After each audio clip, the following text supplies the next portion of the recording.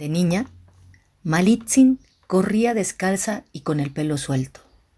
Un poco más grande, tal vez recibió sandalias y empezó a llevar el pelo amarrado, trenzado o torcido en un chongo como lo usaban las mujeres casadas. Ya se vestía como ellas, con una falda de enredo y una blusa cuadrada, el huipil.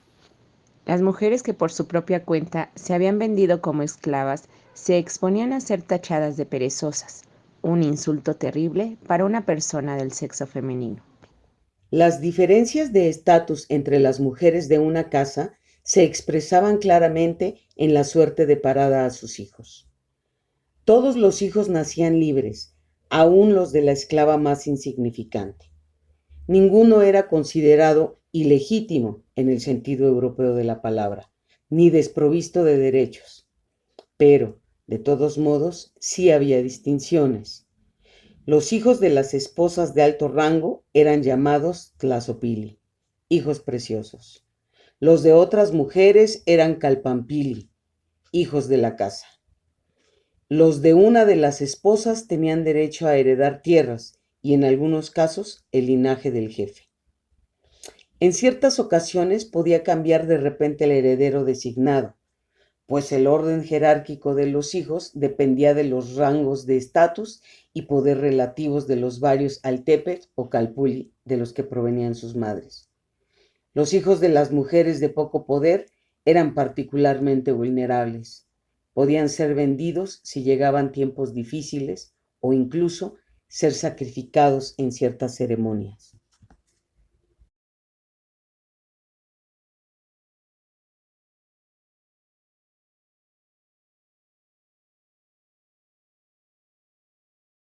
Las mujeres nahuas ocupaban un amplio espectro de posiciones sociales y políticas y a menudo tenían que luchar e intrigar para conservar su lugar.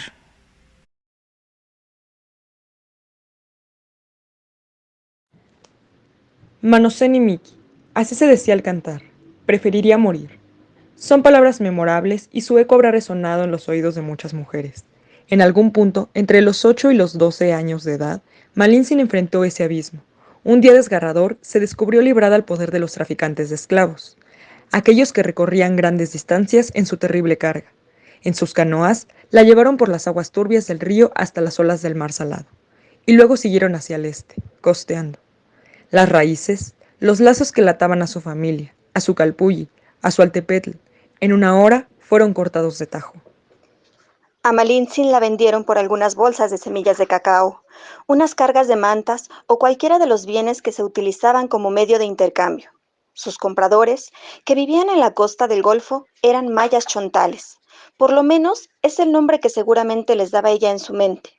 En náhuatl, la palabra chontali significaba extranjeros. Los historiadores modernos los han llamado los fenicios de Mesoamérica. Malitzin, por su parte, había sido comprada por mayas. De eso podemos estar seguros porque pocos años después hablaba con soltura el maya chontal.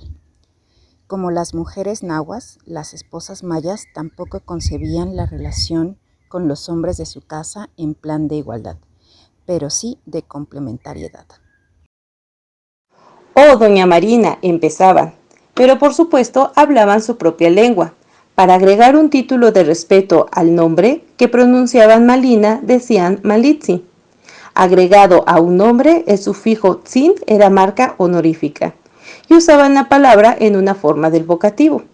En casa, para dirigirse a un familiar querido, solo hubieran añadido una sílaba al final, malitzine, pero en este caso, para poner a salvo su dignidad y dejar claro que no había ningún afecto de por medio, abreviaron al final cine en un simple c.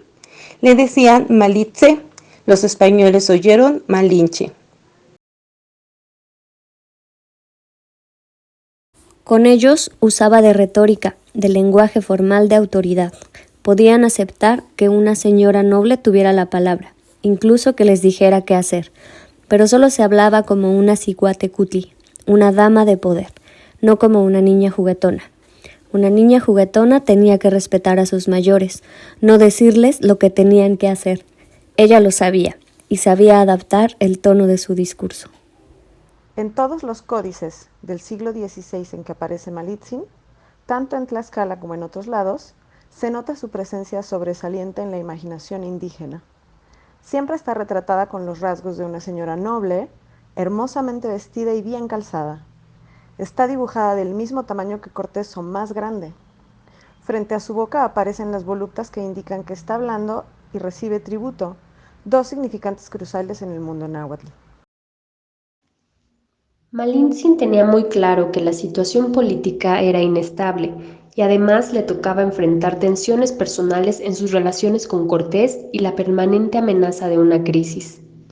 En años posteriores, un enemigo de su hija declararía que era conocida por sus coqueteos con varios hombres, pero no se encontró un solo testigo para corroborar la acusación. Malintzin dio su batalla y venció. El niño salió nadando desde la gruta donde en ella descansaba y entró de cabeza en la luz como un dios que emerge de una de las grutas de los antiguos relatos. Era un varón, y en ese instante, el niño más pequeño y más importante del mundo. Llegaste a la tierra, mi más chiquito, mi niño muy amado, mi joven muy amado. Si Malintzin no hubiera sido vendida como esclava cuando niña, se hubiera parido rodeada por amigos y familia. Al nacer el niño, se habrían elevado oraciones saludando esa última rama del árbol ancestral, esa más reciente astilla de la gran piedra, en medio del júbilo. Pero allí donde ella estaba, no tenía cerca a nadie que considerara al niño como la culminación de todas las esperanzas. Nadie iba a alabarle y a glorificarle por su gran hazaña. La leyenda cuenta que la Llorona, cuyos lamentos a veces se escuchan en el viento, es doña Marina llorando por sus hijos perdidos. Pero doña Marina no perdió a sus hijos. Gracias a ella y a su esfuerzo sobrevivieron la infancia, se ganaron un lugar propio en el mundo de los vencedores. Y a su vez, estos tuvieron hijos. Esos hijos de sus hijos honraron a su abuela y enseñaron a sus hijos a honrarla. Si acaso la sombra de Malintzin sigue caminando en la tierra y llora, quizás sea porque la posteridad le regatea a ella, una mujer indígena cautiva que sobrevivió lo mejor que pudo, ese mínimo consuelo.